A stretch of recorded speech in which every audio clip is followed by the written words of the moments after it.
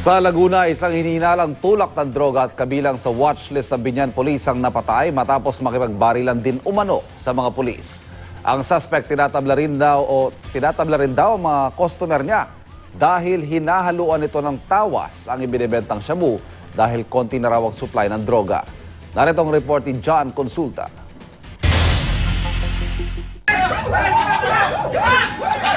Agad sumugod ang mga intelligence operatives ng Biñan Police sa compound na ito ng mga kapatok ng 3 beses ang target ng kanilang bypass operation. Maya-maya lang, umalingaw-ngaw na ang magkasunod na putok.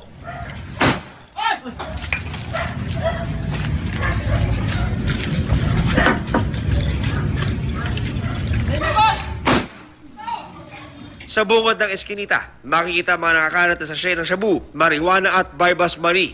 Sa looban, nakabulagta ang katawan ng suspect na kilala lang sa alias Tusoy, nakasama raw sa drug watchlist ng Biñan.